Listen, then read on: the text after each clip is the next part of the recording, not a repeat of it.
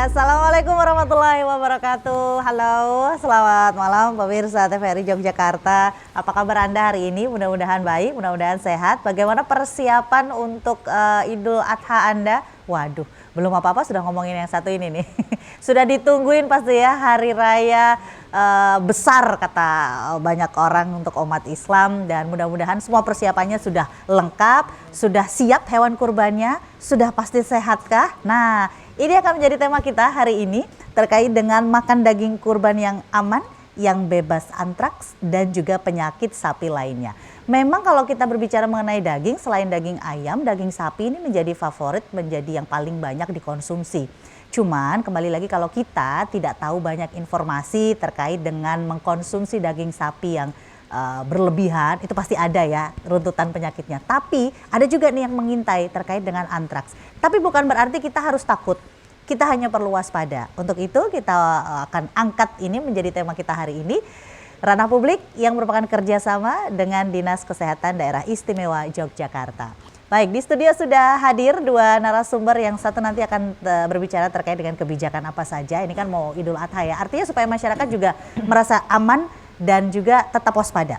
Dan yang kedua mengenai klinisnya nih, sebenarnya penyakit antraks itu kok masih ada ya? Kemarin kita ngomongin PMK, sekarang kita ngomongin antraks. Masih ada lagi nggak penyakit-penyakit yang lainnya? Nanti kita akan tanya lebih banyak lagi kepada beliau yang ahlinya. Yang pertama ada di samping saya persis, beliau adalah Bapak Nurholis Suharman, SIPMSI dari Komisi D DPRD Daerah Istimewa Yogyakarta. Apa kabar Pak Nurholis? Alhamdulillah sehat, salam sehat untuk Mbak Fira dan semua warga Yogyakarta. Betul, salam sehat untuk kita semua. Itu dulu deh, kalau kita sudah sehat insya Allah nanti kegiatan kita juga mengikuti ya. Apalagi ini mau hari raya besar nih Pak Nurholis nih ya, pasti juga akan banyak agenda ke masyarakat untuk banyak memberikan sosialisasi ya Pak ya. Siap. Oke, terima kasih Bapak sudah bergabung bersama kami hari ini. Kemudian satu lagi, kalau Anda ingin tanya-tanya terkait dengan beneran nggak sih antrak ada lagi tahun ini? Kenapa kita harus waspada? Terus penyakitnya cuma antrak doang atau ada lagi yang lain? Entar sabar. Beliau sudah banyak sekali bawa data, kita akan saya terutama nanti akan kulik apa saja supaya kita bisa tahu bersama ya. Ya, beliau adalah Dr. Hewan Diah Ayu Widiasih, PhD. Beliau adalah Ketua Departemen Kesehatan Veteriner atau Kesmafet dari Fakultas Kedokteran Hewan UGM. Assalamualaikum, Dokter. Waalaikumsalam warahmatullahi wabarakatuh, Mbak Fira. Terima kasih sudah bergabung bersama dengan kami, Dokter. Nanti Dokter akan menyampaikan banyak hal. Bukan kita nakut-nakutin, nggak ya Dok ya? Supaya kita lebih waspada begitu kali ya. Oke, ini kan tema kita adalah makan daging kurban yang aman, yang bebas antraks dan bebas penyakit sapi lainnya. Ini kita core-nya adalah di sapi nih ya, karena memang yang paling banyak kena penyakit kah atau gimana saya nggak ngerti nih. Tapi mengenai kasus dulu deh Dok, apa yang sering dokter, saya yakin dokter pasti sering turun ke masyarakat nih ya, entah itu ngasih penyuluhan, entah itu mensosialisasikan gitu ya. Apa yang dokter temui terkait kasus antraks di DIY? Oh baik Mbak Fira, terima kasih ya. Ya jadi untuk antraks ini kebetulan ini terutama merupakan penyakit zoonotik. Ya. Zoonosis ya. Zoonosis itu apa? Adalah penyakit yang ditularkan dari hewan ke kita, ke manusia. Nah, ini yang menjadi kewaspadaan bagi kita kan itu. Jadi karena ditularkan dari hewan ke manusia, dalam hal ini sapi ya. Nah, itu yang kita harus berhati-hati. Nah, sejauh mana antraks itu ya sekarang ya. Nah, dari beberapa laporan dan yang sudah pernah saya baru tahun ini ya, saya itu ke suatu tempat di DIY ya, di Gunung Kidul ya, itu ada kasus antraks ya, masih ada. Di samping itu juga di Kulon Progo juga ada, kemudian di tempat lain juga ada. Nah kebetulan kalau untuk laporan ya, laporan itu di Gunung Kidul itu pada tahun 2019, itu di awal ya, pertengahan awal itu sekitar 5 ekor sapi ya yang terkena, kemudian di trimester akhir ya menjelang Desember itu kurang lebih ada 4 ekor sapi. Nah ini yang menjadi kewaspadaan apanya gitu kan Mbak? Nah ternyata di sana di Gunung Kidul itu ada kasus ya, kasus antraks, itu ada sapi yang tiba-tiba ambruk. Nah kemudian masyarakat itu kan menyayangkan kalau misalnya nanti mati duluan kan nggak bisa dimakan. Nah jadi kemudian buru-buru disembelih. Kemudian setelah disembelih dibagi-bagikan kepada masyarakat. Nah, ini yang di sana memang dikenal dengan budaya pura ya. Iya. Ya, memang sangat terkenal, mungkin Bapak juga perso ya itu ya. Itu budaya pura dibagi-bagikan. Nah, kemudian nanti warga saling berbagi untuk membantu yang kesusahan tadi ya, untuk membantu yang kena antraks tadi dengan budaya pura itu. Nah, dengan budaya pura itu, ternyata kemudian karena setelah dimakan ada laporan yang terkena antraks ya, ada yang di bagian kulit ya, bagian kulit itu terlihat seperti luka ya, di tengahnya berwarna kehitaman, gitu ya. Nah, kalau yang nanti yang dimakan dia tidak dimasak dengan sempurna ya, setengah mateng dagingnya. Nah, itu juga bisa mengakibatkan gangguan di saluran pencernaan. Ya, bisa mual, muntah ya, bahkan diare ya, dan lain sebagainya. Seperti itu. Ya, kurang lebih seperti itulah. Oke, Ya, baik. terima kasih, Nah, Mbak. ini yang kita waspada ya, bukan berarti kita terus aduh jangan deh mengkonsumsi daging gitu. Tapi tidak sampai menyebabkan kematian, Dokter. Nah, sebenarnya bisa menyebabkan kematian. Bisa ya. Jadi sebenarnya kalau untuk kasus ke manusia itu ada banyak ya. Ada yang lewat kulit, ada yang lewat saluran pencernaan, ada yang terhirup karena itu kan spora ya. Terhirup lewat pernapasan. Itu kan nanti dia bersifat bisa sampai ke paru-paru ya, itu bisa nanti menyebabkan shock juga ya. Nah, itu ini mungkin yang dokter ya yang lebih tahu ya, tapi memang di manusia bisa menyebabkan kematian ya. Seperti itu. Ya. Karena apa? Karena si antraks ini sebenarnya kan dia berupa bakteri ya, bakteri Bacillus anthracis. Ini punya kemampuan ya. Bakteri ini sangat berbahaya, istilahnya di kedokteran atau medis itu patogen.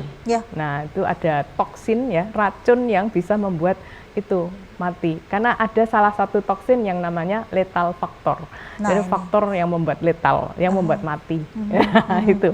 Ya nanti prosesnya tidak perlu saya rasa di sini. Iya. Oke, jangan terlalu detail juga, orang bingung malah nanti, Dok. Yang intinya yang penting adalah besok kurban mungkin makan daging sapi dengan aman begitu ya. Oke. Pak Nurkolis, apa saja kebijakan atau program yang sudah dilakukan di masyarakat? Jadi kita mengarahnya ke masyarakatnya ya, karena kita urusannya dengan kesehatan di Komisi D gitu.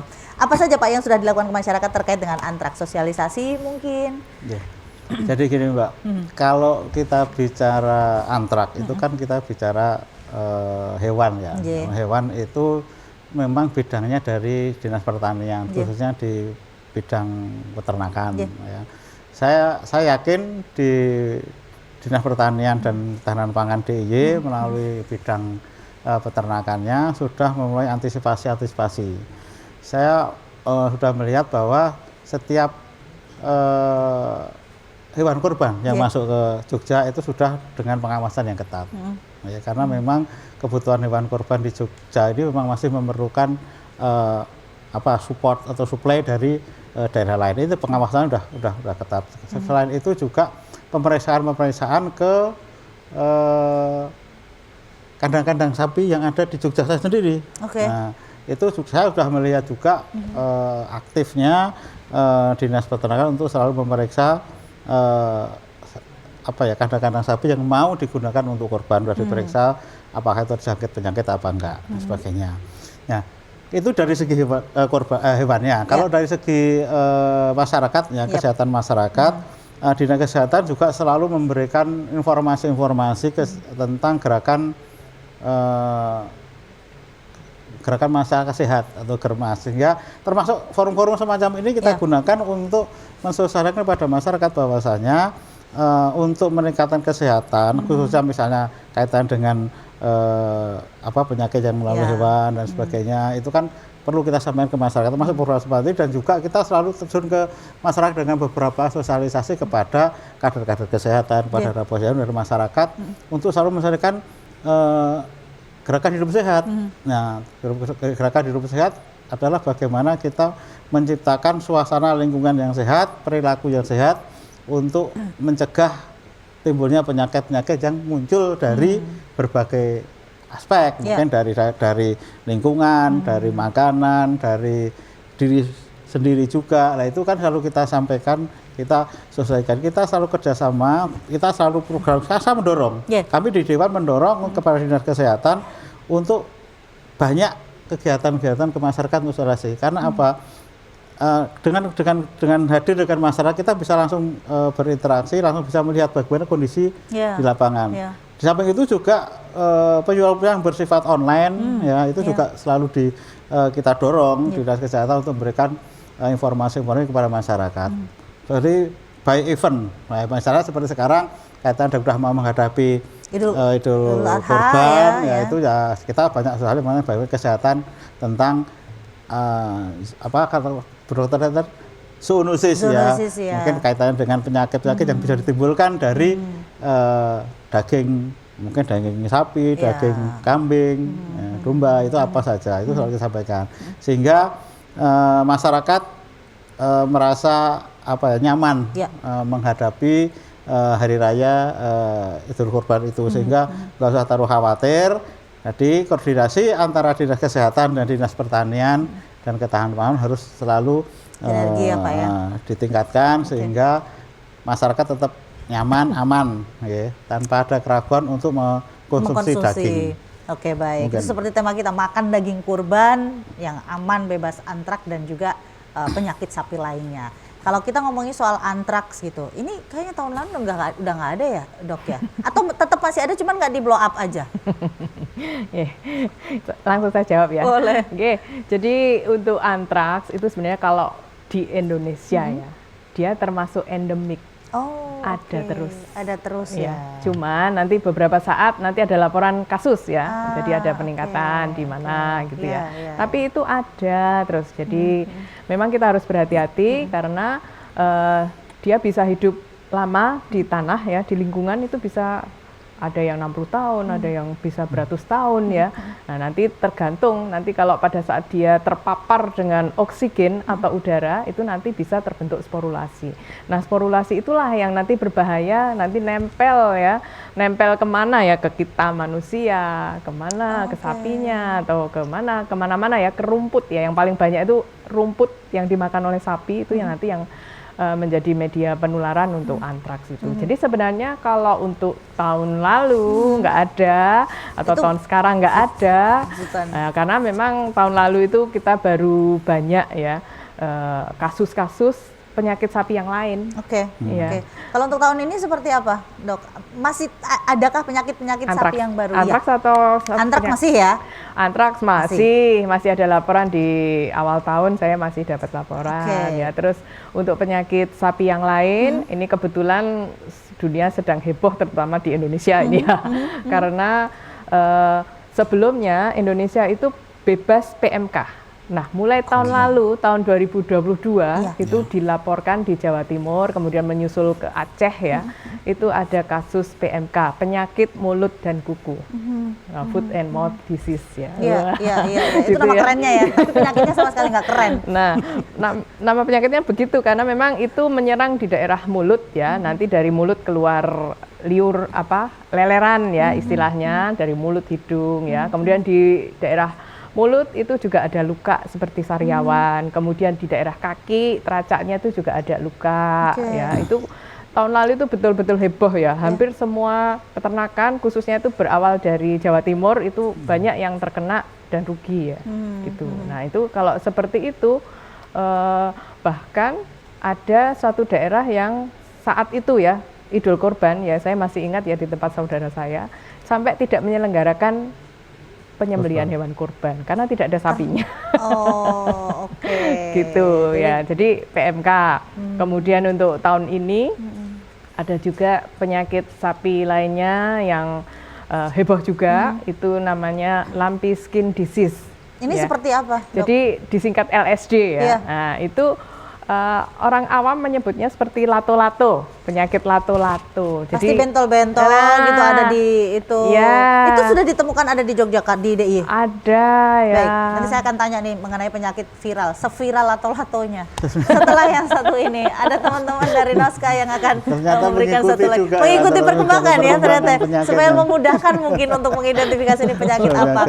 Baik, intinya adalah supaya nanti saat kita di Hari Raya Kurban kita bisa makan daging kurban dengan aman gitu ya. Tidak perlu takut, kita hanya perlu waspada dan perlu tahu ilmunya apa, informasinya apa, supaya yaitu kembali lagi kita bisa dengan nyaman dan aman berhari raya kurban. Baik, setelah satu ini kita akan segera kembali. Kita saksikan penampilan dari Noska Band.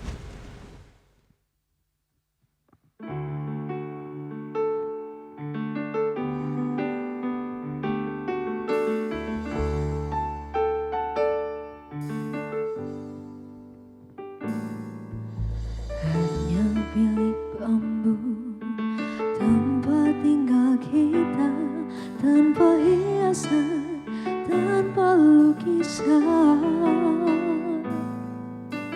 Beratap jerami beralaskan tanah, namun semua ini punya kita. Memang semua ini milik kita. Hanya alang-alang pagar rumah kita, tanpa nyali, tanpa melati.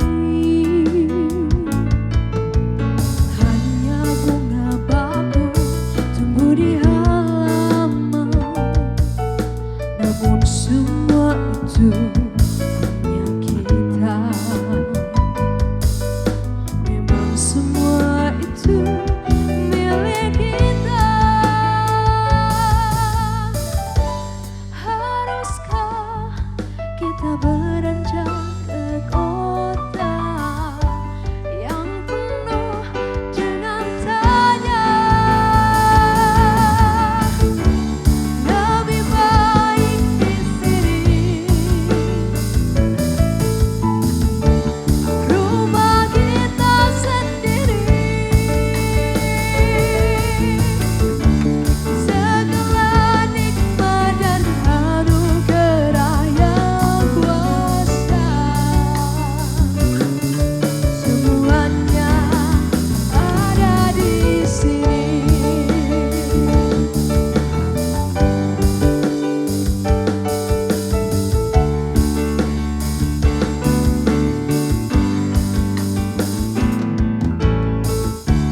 Lebih baik di sini, oh ya, rumah kita sendiri.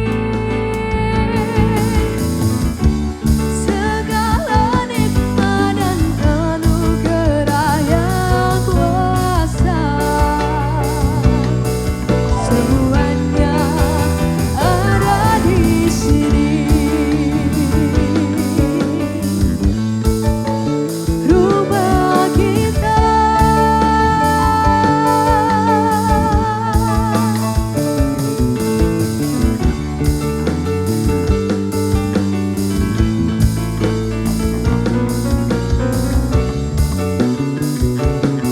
Semuanya ada di sini.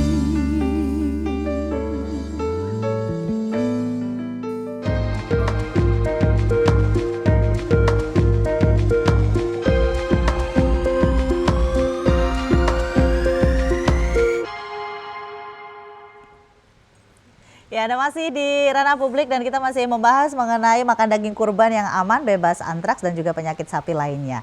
Mudah-mudahan informasi ini nanti bisa menambah pengetahuan Anda terkait dengan, wah ternyata makan daging sapi pun aman ya, asal kita tahu seperti apa gitu. Dan dipastikan juga hewan kurban yang akan kita kurbankan juga aman. Nah, kita juga perlu tahu nih, ciri-cirinya seperti apa sih penyakit antraks itu dan penyakit sapi lainnya. Tadi sebelum break, sebelum teman-teman Noska mainkan satu lagu, kita sempat tahu ada penyakit baru yang lagi viral, seviral permainan lato-latonya. Tapi kan namanya bukan lato-lato ya dok ya, itu LSD. lebih memudahkan ya. Memudahkan ya. Singkatannya apa tuh? LSD tadi ya? Ya. L-nya? Lumpy skin disease. Skin disease. Ya. Itu apa sih dok? Yang Itu seperti tadi penyakit yang disebabkan oleh virus juga ya. Ya. Jadi itu nanti menyerang di bagian kulitnya sapi. Oke. Dan itu nanti menular di antara hewan itu sendiri. tapi Oke. tidak menular ke manusia. Oh, tapi tidak menular ke manusia, tapi kita harus waspada ya. Itu nggak boleh jadi hewan kurban tuh, nggak boleh tuh. Nah, Kalau berat ya, nggak boleh ya. tapi bisa nggak? Artinya kan ada tingkatnya ya. Kalau misalnya tingkatannya dia masih yang bentolnya Ya, masih dikit jadi- gitu, kira-kira gimana Jadi dok? memang ada fatwa MUI ya, Ya. yang sudah menerangkan bahwa mana yang boleh dipakai sebagai hewan korban, mana yang tidak, itu sudah ada fatwanya, mana yang dia tergolong ringan, mana yang sedang, mana yang berat, itu memang sudah ada fatwanya. Oke. Nah, jadi kalau misalnya berat ya mungkin ya jangan dipakai sebagai hewan kurban. Oke. Nah, kalau yang ringan mungkin itu yang sudah mengalami sakit kemudian sembuh ya, itu bisa ya. Oh, bisa dipakai. disembuhkan kalau LSD ini ya? Ada ya, banyak. Oh, oke, baik. Obatnya. Selain itu, ada lagi penyakit lainnya sebelum kita kembali lagi ke antraks, nanti saya pengen tahu nih, karena ini yang lagi diangkat. Apa lagi dok selain 3 penyakit tadi, jadi PMK, antraks, dan LSD? ada kewaspadaan terhadap PPR ya. Ini apa lagi nih dok? PPR itu juga penyakit baru yang muncul ya di Iya, sini iya, ya. Jadi itu PPR itu Peste Petis Ruminantia ya. Jadi itu gejalanya itu mirip dengan PMK. Oh, Yang tadi ada leleran dari Jadi air mulut liur, ya, ternak, itu seperti ya. itu. Dan juga ada juga yang keluar dari matanya. Kalau PMK jarang ya, nggak ada ya yang keluar dari mata. Tapi kalau Sakit terus yang nangis. jangan-jangan sakit PMK terus nangis kata Pak Nur. bisa jadi kali ya Pak. Nggak, Tapi beda dong. penyebabnya beda, Penyebabnya virusnya beda. sama, Oke. tapi beda. Nah itu yang hampir mirip dan itu yang perlu kita waspadai juga karena menular di antara ternak ya. Oke. Nah, di antara ternak, sapi, kambing, domba itu bisa terkena. Nah, hanya yang menjadi catatan untuk kesehatan masyarakat Nggih. itu juga bukan zoonosis. Jadi masih belum dilaporkan ada kasus di manusia. Itu berdasarkan laporan dari Badan Kesehatan Hewan Dunia. Oke. WAH ya, Oke. World Organization of Animal Health ya. Oke, Ya, baik. jadi Nah, seperti berarti ini itu. yang paling kita harus benar-benar waspada adalah di antraks ini ya. Bisa kelihatan nggak kita tahu, oh ini kena antraks nih gitu. Artinya gini, saya mungkin bukan seorang peternak gitu, cuman ada tetangga saya gitu. Kan kita harus waspada nih, artinya support system di masyarakat juga harus terbangun kan, supaya saling mengingatkan. Apa yang bisa dilihat? Baik Mbak Fira, jadi yang penting kan memang kita pada saat memilih hewan ya, terutama untuk hewan kurban, kita pastikan hewan itu sehat. Nah, bagaimana memastikan bahwa itu sehat dan bebas dari antraks itu Oke. ya. Nah, antraks itu biasanya hewan itu juga mengalami demam ya, yang cukup tinggi. Oke. Ya, cukup tinggi. Kemudian yang paling umum, kemudian lesu ya, hewannya lesu. Kemudian di kulit itu juga terlihat kotor ya. Kemudian apalagi yang paling sering terlihat itu adalah adanya cairan ya yang keluar leleran dari hidung, anus ya, vulva itu berwarna kehitaman. Itu bisa darah ya. Oke. Gitu kehitaman. Jadi itu menciri sekali. Iya, Nah, iya, itu iya. udah keluar seperti itu. Ini hati-hati itu adalah antraks ya. Oke, Nah, nah. itu gejalanya seperti itu. Kalau sudah, ya ini kena antraks gitu ya, apa yang harus dilakukan? Ini hewan harus dikarantina, harus seperti apa yang dilakukan? Nggak boleh disembelih kan dok katanya? Ya, betul. Itu hewan tidak boleh dipotong ya sebenarnya ya. Jadi memang itu tidak boleh, artinya dipotong untuk dikonsumsi ya. Iya. Jadi memang kalau seperti itu, kalau kemudian tiba-tiba mati ya sudah harus dikubur dia. Dikubur pun dengan ketentuan ya. Ada kedalaman kurang lebih 2 meter, kemudian ditutup dengan kapur ya. Supaya apa? Supaya sporanya itu tidak keluar lagi. Ya, keluar nanti Terhirup. terbentuk spora ya, sporulasi iya. itu yang nanti terhirup atau menempel di mana, yang itu nanti bisa sampai ke rantai makanan, bisa ke manusia atau mungkin bersentuhan dengan manusia, itu yang mengakibatkan gangguan kesehatan di manusia. Nah, Oke. itu Nah ini makanya- pentingnya gerakan ajakan germas ya Pak Nurkolis ya. Iya. Apa yang ingin disampaikan ke masyarakat Pak? Karena ini Jadi gini, ini yang sangat perlu sekali mungkin disampaikan, mungkin melalui Bu Dokter, masyarakat yang mungkin ada ya sapi yang terkontaminasi antraks. Nah itu apa sebenarnya yang harus dilakukan masyarakat berkaitan kesehatan pribadinya? Misalnya misalkan tadi kan kalau antraks itu kan dari bakteri Iya. yang menular lewat sporanya. Iya. Nah spora itu akan mati istilahnya dengan apa? Oke. Kalau Bisa kalau dicegah kalau nggak kemarin gitu itu kan nular ke kalau manusia? COVID itu kan Iya, dengan iya. cuci tangan, Iya, pakai iya, iya, sabun. iya, iya. Apakah ini cukup dengan itu pun bisa gitu ya? Itu yang perlu Pak Nurholis. disampaikan kepada masyarakat. Ya, jadi sehingga manusia yang terkontaminasi atau mungkin yang dekat-dekat dengan hewan yang kena antraks. terkena antraks itu biar juga tidak sampai masuk jadi penyakitnya manusia. Itu yang perlu nanti disosialisasikan secara masif ke masyarakat. Saya lebih penting tadi sampaikan Bu berkaitan dengan edaran dari Menteri Agama tentang hewan-hewan yang boleh dan tidak. Ini juga perlu harus secara masif disampaikan kepada masyarakat. Mungkin nanti dari kalau di provinsi kan adalah Biro Bina Mental yang menangani tentang itu, karena kalau berkaitan dengan agama itu kan kemenangan dari pemerintah pusat, pemerintah provinsi itu kan tidak punya kemenangan untuk itu, tapi kan kita punya Biro Bina Mental yang punya kebijakan untuk mensosialisasikan itu. Nah ini saya dorong untuk Biro Bina Mental untuk ini ketentuan tentang edaran dari Menteri Agama itu disosialisasikan secara masif. Nah perlu kerjasama dengan teman-teman yang ada di lapangan, dengan penyuluh yang ada di lapangan, ini harus segera disampaikan. Nah, termasuk tadi kan ada penyakit baru namanya lato-lato. Mungkin kalau di lapangan mungkin peternak atau masyarakat taunya ya cuma bentol biasa, uji-uji lah gitu kalau pada sapi ya. Nah, uji-uji pada sapi itu kan biasanya nggak berbahaya. Tapi kan ternyata ini kan juga ada ketentuan bahwa itu tidak boleh disembelih atau mungkin tidak sah untuk dijadikan hewan korban. Nah, ini kan ini yang perlu perkembangan penyakit-penyakit ini saya kira perlu disampaikan, termasuk kepada puskesmas karena saya yakin teman-teman di puskesmas ini juga selalu mengontrol kegiatan-kegiatan yang ada di peternakan masyarakat. Nah, tapi kan itu di peternaknya, belum ke yang tidak memiliki sapi, tidak memiliki kambing, masyarakat umum nih ya. Nah, masyarakat umum ini yang harus perlu informasi lebih luas lagi untuk itu. Khususnya untuk khususnya untuk yang tadi sempat ditanyakan Pak Nurholis ya. Kalau misalnya dia supaya tidak terkena nih Dok ya. Germas pasti masuk ya Pak itu ya. Supaya tidak terkena. Ini khusus untuk peternak dulu deh, baru setelah itu nanti ke tetangganya yang nggak punya sapi. Jadi untuk peternak sendiri apa yang harus dilakukan untuk melindungi supaya tidak tertular ke manusia? Baik, Mbak Fira, terima kasih ya. Jadi untuk ternak itu memang sebaiknya harus ada pencegahan ya terlebih dahulu. Nah, pencegahan itu seperti apa? Biasanya untuk pencegahan juga dari dinas setempat itu juga ada program vaksinasi ya, vaksinasi antraks ya, itu memang ada. Itu yang biasa dilakukan oleh dinas ya mereka ya. Nah, itu untuk mengantisipasi supaya ternak itu tidak terkena antraks itu. Nah, itu salah satunya itu. Itu sudah menjadi suatu program belum, Bu? Vaksinasi Saya antraks itu? kurang tahu Pak kalau itu Pak, karena itu memang program pemerintah ya, dinas ya. Memang apakah itu menjadi program rutin atau tidak? Karena diwajibkan kan atau enggak gitu ya? Kadang-kadang kan ada suatu prioritas, apakah ini menjadi prioritas yang ada di tahun ini ataukah tidak? Itu tergantung mungkin kasus juga, kasus penyakit yang ada kalau di bisa program itu kan bisa gratis kan vaksinnya. Apakah sekarang ini apakah sudah gratis apa masyarakat harus mengeluarkan uang untuk vaksin antraks itu? Iya. Tapi yang dokter temui seperti apa Dok? Misalnya? Mengenai vaksin ini? Oh, vaksin.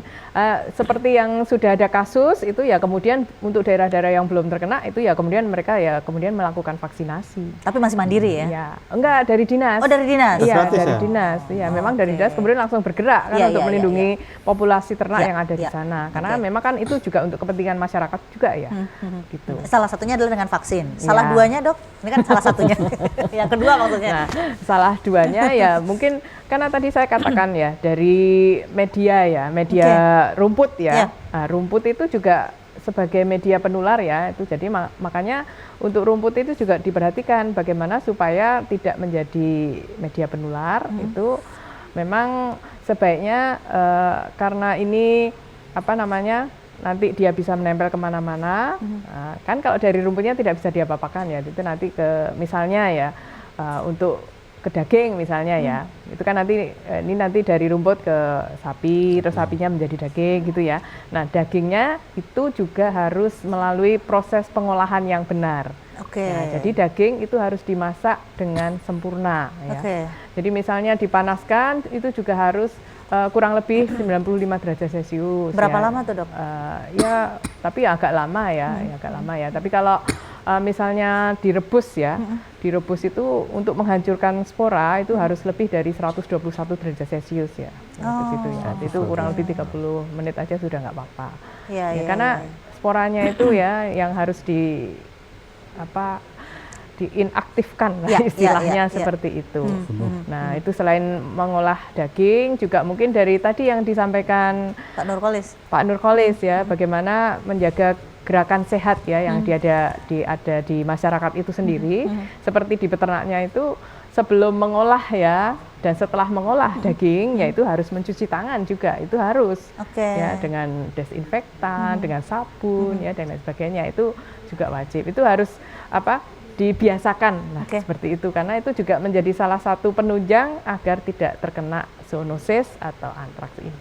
Ini warning untuk para panitia kurban.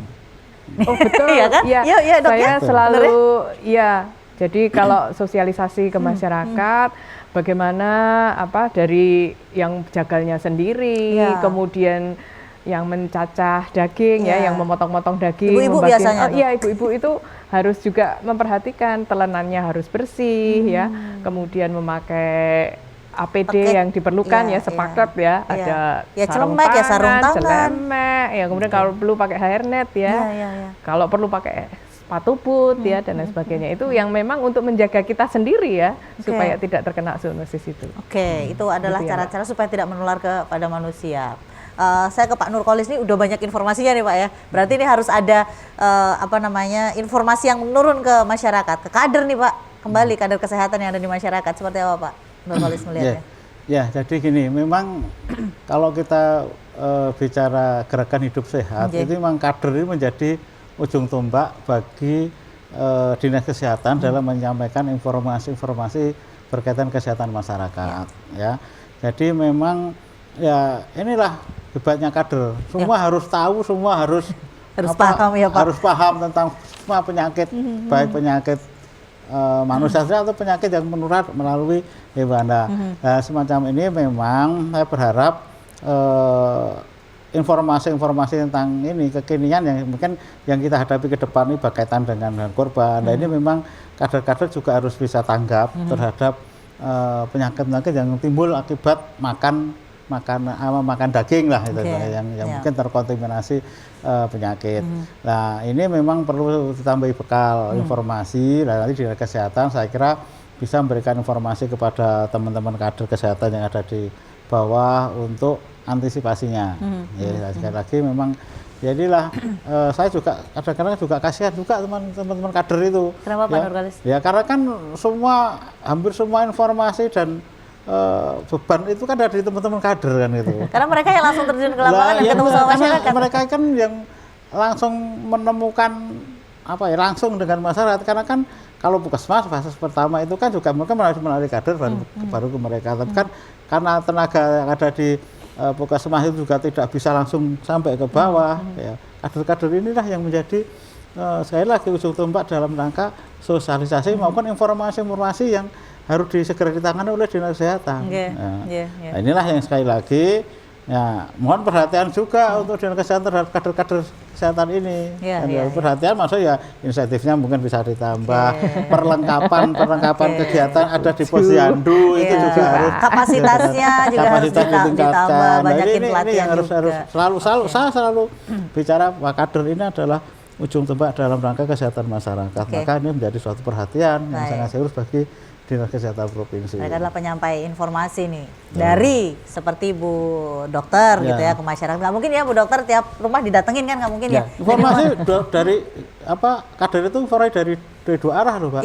Dari pemerintah ke masyarakat, juga dari masyarakat ke naik ke atas juga. lagi gitu ya. Informasi penyakit yang ada itu kan melalui kader juga. Iya. Baru nanti akan diambil kebijakan. Oh ternyata kejadiannya seperti ini di masyarakat gitu ya. Akan kami lanjutkan lagi setelah yang satu ini. Tetap bersama kami dalam Ranah Publik.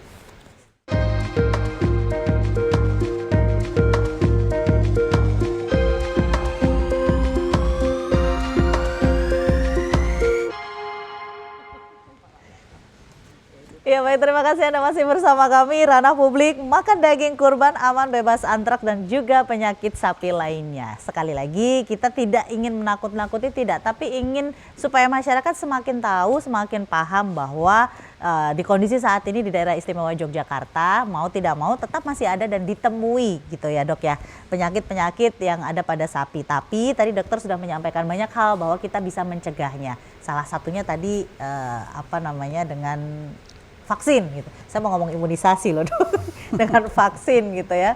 Nah kalau misalnya nih dok, sudah kita nggak kepengen ada ya, kan tapi ditemukan juga sudah menular ke manusia gitu. Supaya tidak semakin parah pada manusia nih, kita ngomongin ke masyarakat nih, apa yang harus dilakukan masyarakat di saat dia sudah tertular misalnya gitu dok? Baik, terima kasih.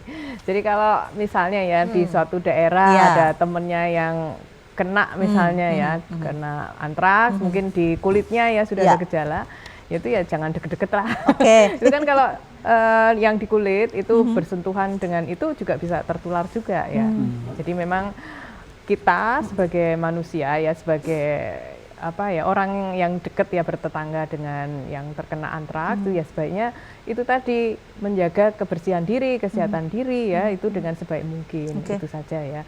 Dan mungkin kalau ini terkait dengan kurban ya, saya karena mau dekat sama kurban nih. Karena saya memang bidangnya di situ ya, jadi memang sebelum memilih hewannya itu memang monggo mohon dipastikan kita memilih yang benar-benar sehat.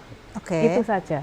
Jadi memang kalau sehat itu seperti apa ya jelas sapinya itu ya kelihatan sehat, ada wajahnya itu juga ceria lah ya, tidak lesu, gemuk lah ya. Kalau nggak gemuk ya sehat lah, tidak terlihat kurus sekali gitu ya, tidak ada kotoran di kulit ya.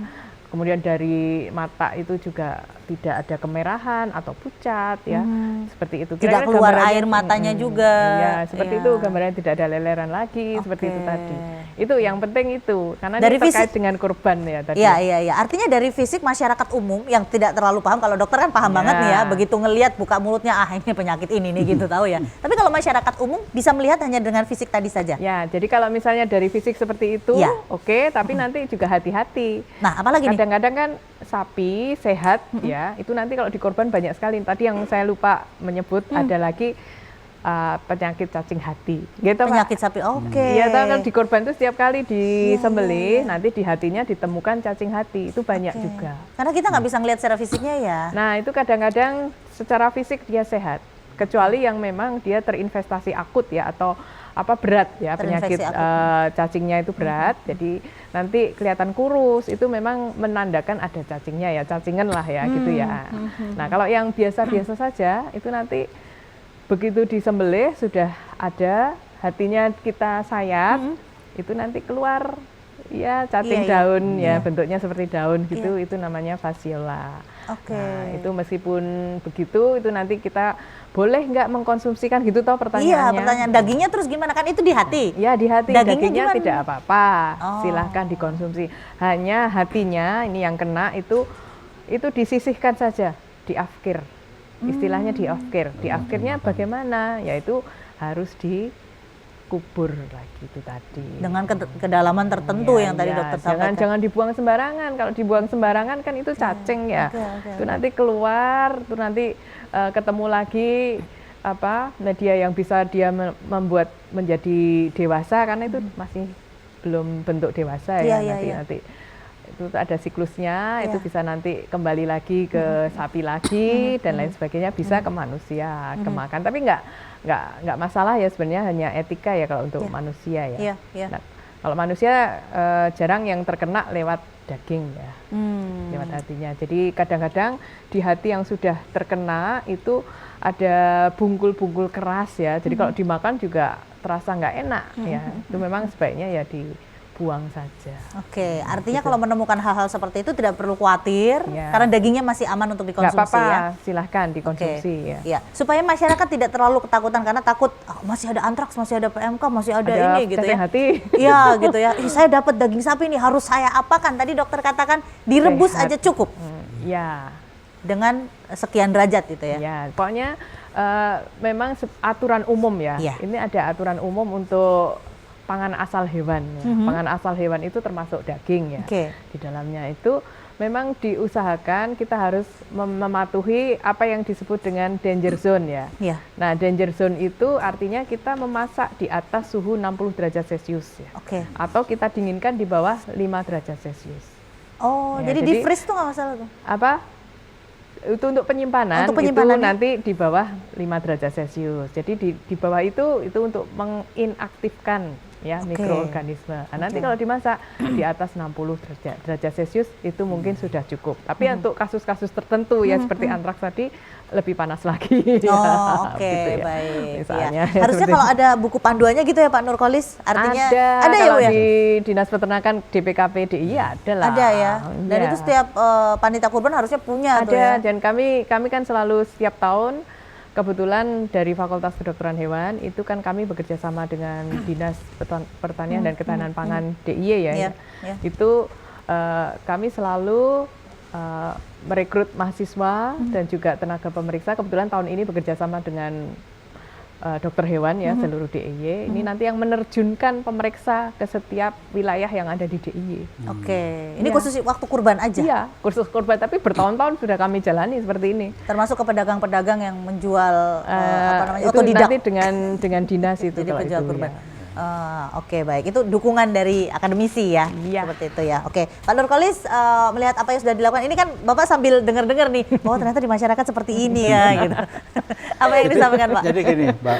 Jadi kalau berkaitan dengan persiapan Idul Kurban Iya. ini, saya akan menyarankan saja kepada panitia itu juga harus tadi memilih sapi yang betul-betul berkualitas. Oke. Ya.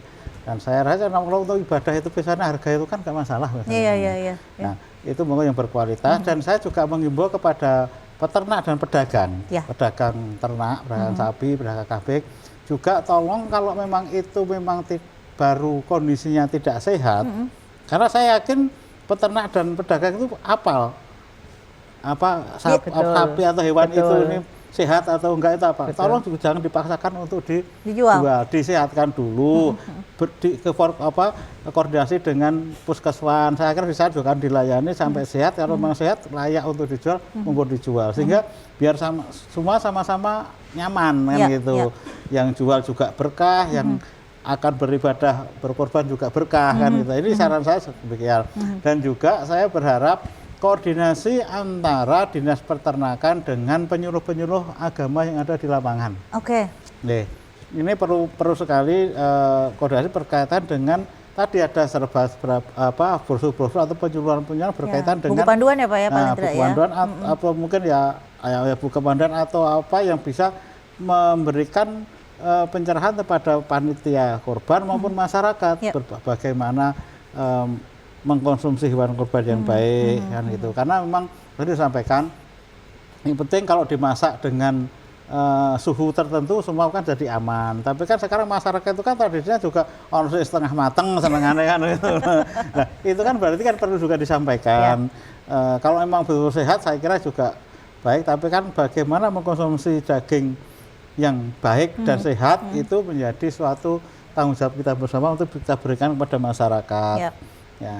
Nah, itu lagi perlu koordinasi antara beberapa stakeholder, dinas misalnya peternakan, dinas kesehatan dan mungkin dari Kementerian Agama yang Oke. berkaitan dengan peribadatannya. Oke, karena Ya, dalam Pak. rangka Hari Raya Kurban ini ya. Ya. Baik, dokter terakhir karena kita ngomongin tentang makan daging kurban yang aman gitu ya, Aman. bebas antraks dan penyakit sapi lainnya. Penyimpanan dok, ini kadang ada yang salah kaprah, ada yang begitu dapat dicuci bersih, simpen, ada yang pokoknya asal simpen aja gitu. Bagaimana cara yang aman supaya nanti bisa dikonsumsi dengan aman juga? Ya, jadi kalau dari kami untuk daging yang seperti apa ya yang baik ya. Jadi kami punya istilah, Oh, apa nih? tidak hanya aman ya. Oke, bagus nih. Kayak istilah tidak Jadi hanya aman. sekalian sharing ini ya. Iya. Jadi ada istilah namanya aman, sehat, utuh dan halal. Oke. Nah, jadi Itu tidak hanya yang aman penting kan? itu, Dok.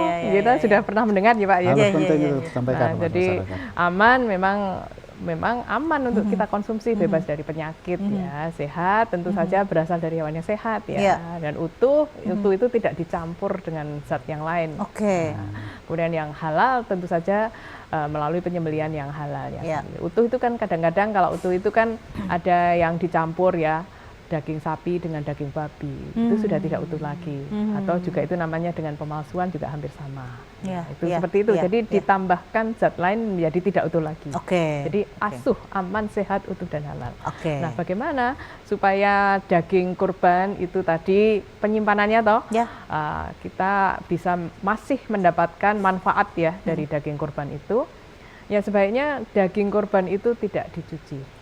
Oh. Ya, yang pertama ya itu umum ya tidak Ya. dicuci. Tapi ini ada perkecualian. Ya. Kita melihat dulu lokasi penyembelihan kurban itu kalau di lapangan dan lain sebagainya. Kemudian daging itu terserak ya di tanah misalnya ya, karena kondisi higien sanitasi yang tidak benar ya, tidak melalui tadi sosialisasi dengan dinas peternakan dan mungkin itu tidak benar ya. Jadi akhirnya daging kan terkontaminasi tanah dan lain sebagainya, itu ya otomatis ya memang harus dibersihkan. Oke. Tapi sebaiknya kan kalau melalui prosedur yang benar ya untuk penyembelihan hewan korban itu kan Sudah ada tempatnya, sudah higienis lah ya, kita dan sudah harus. seperti yang sudah disampaikan Bapak Nurholis tadi kan ada koordinasi, kami sudah ada Pak. Jadi kami dengan fakultas, dengan dinas itu setiap kali menjelang korban ini melakukan bimtek gitu dengan panitia korban, dengan takmir masjid ya, dan lain sebagainya.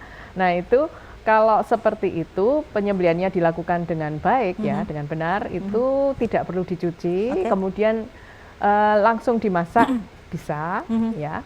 Atau kalau tidak habis langsung bisa disimpan di kulkas ya. Kalau sebelum masuk kulkas artinya di freezer itu ya bisa di kulkas yang dingin itu ya, apa namanya, refrigerator ya. Nah, Oke, itu sudah aman ya. Ya, tapi ya di freezer itu pun juga sebaiknya cara menyimpannya itu kita bagi-bagi dulu. Oke. Jadi sesuai porsi yang akan kita makan kalau kita masak besok. Oke. Kenapa? Karena nanti untuk membekukan itu kan pas ya di dalam seperti itu. Jadi seukuran yang kita konsumsi setiap konsumsinya ya. Terima kasih dokter, informasinya sangat berharga sekali untuk masyarakat umum khususnya. Pak Nurholis juga matur nuwun, mudah-mudahan sinerginya selalu terus, tidak hanya sekedar komisi D tapi nanti ada komisi B di dalamnya juga ya. Matur nuwun untuk semua dukungannya, dan mudah-mudahan masyarakat selama Idul Adha, selama hari raya kurban bisa makan daging kurban dengan aman, bebas antraks dan juga penyakit sapi lainnya. Sehat selalu untuk panjenengan sedaya, matur nuwun informasinya. Baik pemirsa, sampai di sini ranah publik, dan mudah-mudahan kita selalu diberikan kesehatan. Sampai jumpa lagi, salam sehat untuk kita semua, dan lagu terakhir dari teman-teman Noska. Assalamualaikum warahmatullahi wabarakatuh. Waalaikumsalam warahmatullahi wabarakatuh.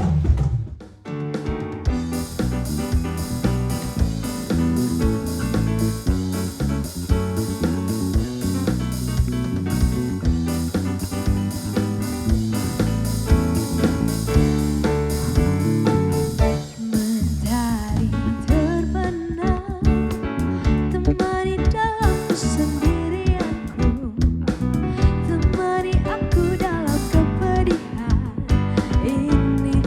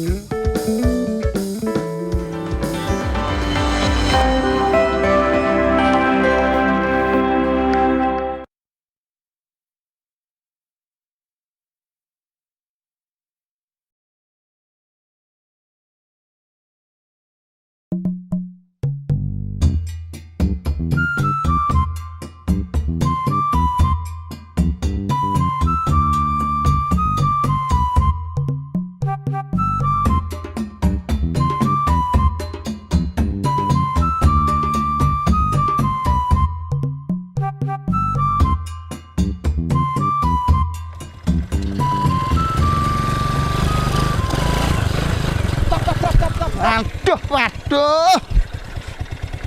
Borong apa Mas Pur? Kelihatan kok banyak banget itu loh.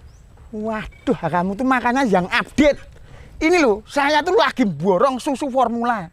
Tahu nggak? Istri saya tuh habis melahirkan. Jadi kebutuhan susu harus mencukupi. Itu loh. Lah apa kebutuhan susu istri Mas Pur itu belum mencukupi Mas Pur? Waduh, kamu tuh nggak dong-dong kok. Ini bukan masalah cukup dan tidak cukup. Tapi masalahnya biar stoknya banyak. Semuanya bisa tercover gitu loh. Iya ya Mas Pur, keluarga Anda itu kepecutan. Kecukupan Mas Pur. Wah, Jan kamu tuh. Gini loh, tak jelasin sini tau. Makanya deket sini loh. Anak kecil itu, bayi itu kalau dikasih susu formula seperti ini, perkembangannya bagus, biar cepet gede, gizinya terpenuhi. Itu paham? Paham Mas Pur? Minggir. Wah, ganggu saya tuh. Ditunggu istri saya. Wah, bisa dimarahi habis-habisan ini. Nyegat-nyegat. Minggir.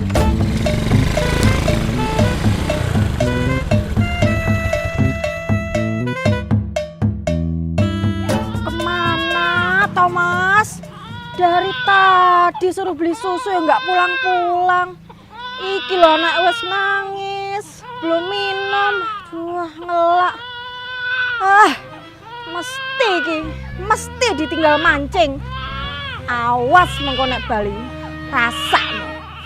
Ih, Begitu nggih Mas Satria, kita harus banyak mengedukasi dan memberikan sosialisasi kepada masyarakat tentang pentingnya ASI eksklusif bagi ibu dan bayi. Nggih, siap Bu Bidan. Iya Bu Bidan. Kemarin itu saya dengar info kalau istrinya Mas Persegi itu baru saja melahirkan Bu Bidan. Oh ya? Kalau Nggih. begitu mari kita jenguk sekalian melihat kondisi ibu dan bayinya juga. Ayo, sekarang kita ke sana Bu Bidan. Oke, ayo.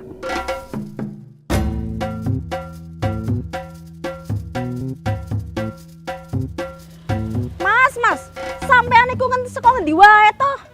Maaf, Mah. Tadi tuh ada orang nyemplung kali, Mah. Sebagai seorang pemuda yang bertanggung jawab. Tak tolongin tuh, Mah. Nulungi. Paling ya mbok tinggal mancing. Hok ta? Nah, piye toh, Mah? Lah ikannya itu menggoda banget loh, Mah. Selamat pagi. Bu Bidan. Ada apa ini? Monggo, Bu. Nggih. Ada apa ini kok ribut-ribut? Ini loh Bu, Mas Pur. Dari tadi loh saya suruh beli susu. Nggak pulang-pulang malah ditinggal mancing. Lah emangnya beli susu apa, Bu? Itu loh Bu, susu formula. Begini, Bu. Sebenarnya pada bayi usia 0 sampai 6 bulan tidak dianjurkan untuk meminum susu formula kecuali ada indikasi medis. Seharusnya bayi 0 sampai 6 bulan hanya meminum ASI eksklusif saja. Loh, emang kenapa toh, Bu? Itu sama-sama susu loh, Bu. Awang di sekitar sini tuh juga banyak yang menggunakan susu tambahan, malah formula lagi. Ya, nah? Nah, itu Mas Pur. Memberi susu formula pada bayi usia 0 sampai 6 bulan itu adalah budaya yang keliru. Lah terus kalau ASI eksklusif itu apa Bu? Terus kok kita nggak boleh ngasih susu formula? ASI eksklusif itu adalah ASI yang diberikan pada bayi sejak dilahirkan sampai usianya 6 bulan tanpa menambahkan atau mengganti dengan minuman atau makanan lainnya. Dengan memberikan ASI, maka pertumbuhan dan perkembangan bayi akan optimal, meningkatkan kecerdasan anak, serta meningkatkan kekebalan tubuh sehingga mengecilkan risiko untuk terkena infeksi. Selain itu, untuk ibu juga bagus, bisa mengurangi risiko terkena kanker payudara. Tapi Bu, saya tuh cemas, tertekan. Soalnya ASI saya itu kan keluarnya cuma sedikit. Makanya saya kasih tambahan susu formula.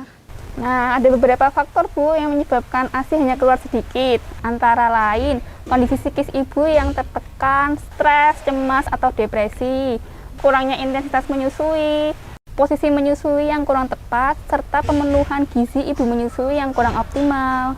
Nah, itu juga menjadi tugasnya Mas Pur, menjaga seorang istri supaya tidak stres. Supaya apa? Produksi ASI-nya itu lancar, cukup buat bayinya Mas Pur. Kui Mas, rungokno. Jangan bikin aku marah-marah terus.